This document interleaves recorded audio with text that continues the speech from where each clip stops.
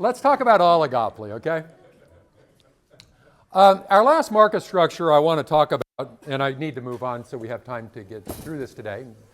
Doug, you and I could talk about this later if we want. Oligopoly, last market structure. Compared to perfect competition and monopolistic competition, oligopoly is a circumstance where you have restricted entry. You only have a few firms in the industry and there are barriers to entry. Oftentimes the industry may not be big enough for more than a few firms. There may be some patents, there may be some government protection, something that restricts entry. Oligopolies can either be differentiated products or not. It can be either. Here are some examples of some industries that have been oligopolistic from time to time. Realize that you may have something like the cereal business where you got like Post and Kellogg, two really dominant firms with a lot of market share, and then you have other smaller firms and so on. We'd still characterize that as a oligopoly with some competitive fringe, I guess. Usually the top four firms in these oligopolistic industries produce at least 40% of the industry output. Now in an oligopoly, it's very important that the firm consider the reaction of its rivals. Right? In perfect competition, you didn't have to worry about that. You took the market prices given, you decided how much to produce. Monopolistic competition, we assumed the demand curve was what it was. We're holding everything else fixed. You're picking the profit maximizing price. When you have just a couple of firms competing, United Airlines decides to lower its price here to Chicago. It'd be stupid not to think about what American might do, right? So you need to think strategically in oligopolies. Now, there are a wide variety of markets that might be characterized as oligopolistic. Some have just two dominant firms. Sometimes you might have two firms with one maybe having a 90% market share, another 10%. You can have those kind of things. You might have five firms. You might have differentiated products. You might not. And so in contrast to these other models, there's not one economic model that fits all circumstances. There are a bunch of different models depending on what your specific situation is.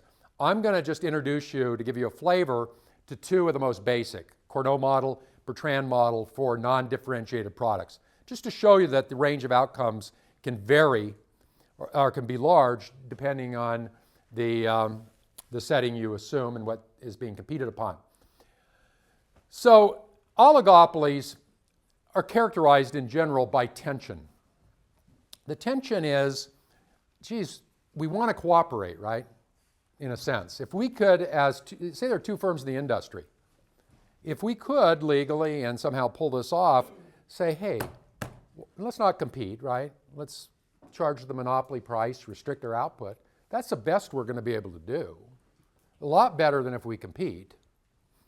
But the tension is, if we agree to that and the price is up and we're restricting our output, each of us are going to have an incentive to produce some more to take advantage of the high price. But if we both do that, the cooperation breaks down, right? We have a prisoner's dilemma. I put in an extra little game chart in here today that I'll show you in the next slide to illustrate that. Now, competition might be fierce, may not be.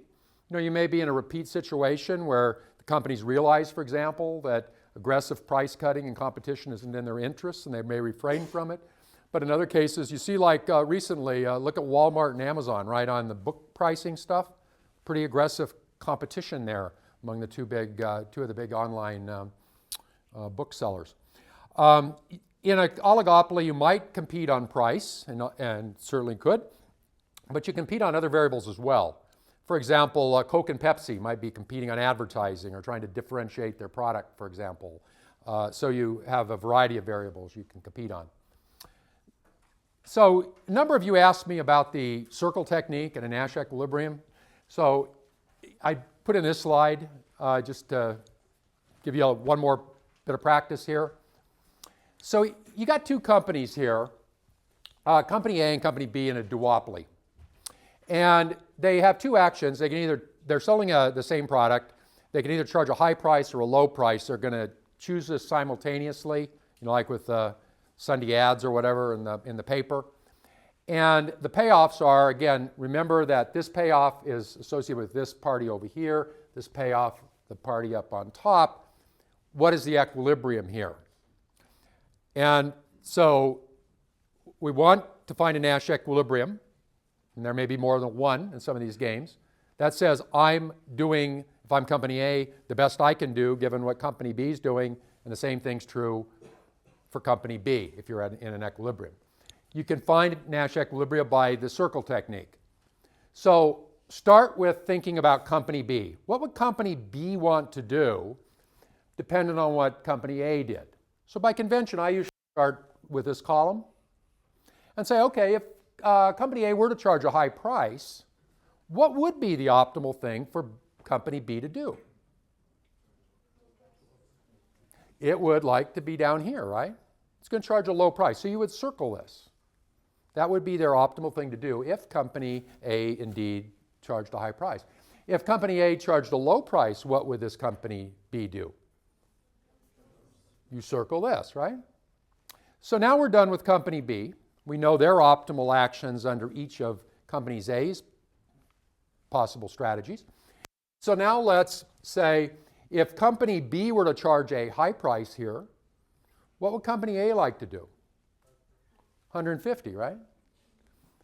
B, low price, 75. So this is going to be the double circled cell there. That would be the Nash equilibrium in this game. This is the prisoner's dilemma sort of situation, right? Both of them would like to be up here, colluding and charging, say, the monopoly price, but the competition draws them down there.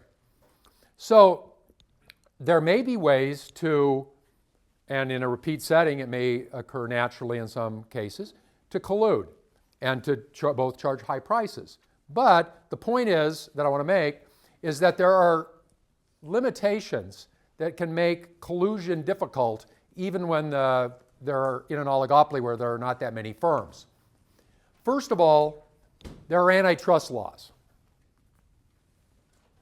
The Sherman Antitrust Act, for example, in this country, and there are corresponding laws, for example, in the European Union, make it illegal for us to get together as competitors and say, hey, let's agree on a price.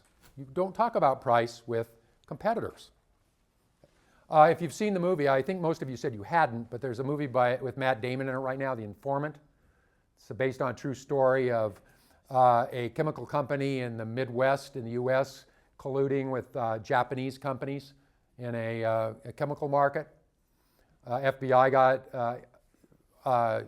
involved with it, ended up pressing cases. People were put in jail in that case. There's a great line apparently that was said that the FBI had on one of their, they were tapping phones and stuff. And so the companies, the Japanese company, the American company are in a meeting, and one of the managers says something like, you got to understand, the customer, they're our enemy. Competitors are our friends. That didn't go over well in the court case, I guess. So there are antitrust laws. Now realize that there are things that are illegal and things that are not. We're in a repeated situation, and I'm sitting here privately saying, I don't really want to lower my price because I know that you're going to lower your price, and we're in this market time after time, and it's just I want to avoid a price war. And if you privately decide the same thing, we may end up with high in terms of price and reach the collusive solution without having explicitly colluded. And some of that type of activity is certainly not illegal. The antitrust laws in this country, though, some people highly criticize them. They wonder, and in Europe as well, whether they're really beneficial or not. I mean, we've seen the deadweight losses of monopoly, right? We know that monopolies can do bad things, but then at the same time, it's some people argue it's incredibly difficult to do business when you have antitrust laws like we have, because they're not very clear on what's illegal or what's not. A lot of this is litigated in courts, and there's drawn out battles. And so you can conceivably in antitrust laws be convicted of violations for any of the three following actions. You charge too high a price. above your competitors. They say, that's evidence of monopoly power, right? You are doing something illegal to get market power. You charge below your competitors. They say, you're dumping, unfair competition. You're trying to force these guys out of business. You charge the same price. You're colluding. Some people argue it's pretty difficult sometimes, the way laws are structured. The other things that can be an obstacle to collusion are differing demand and cost conditions. For example, we may be in an oligopoly. We may have different costs. We may have different demands. Our products may be slightly different. We may not agree on a common thing we want to collude on. I may want to do this, you may want to do that. How do we negotiate? It becomes more complicated when we have differing demand and cost conditions within the industry. It also becomes harder to collude when you have a large number of firms in the industry. Think about OPEC, for example, has had difficulty colluding, with as many countries as they have involved. We've talked about the incentives to cheat, which is a natural impediment to collusion.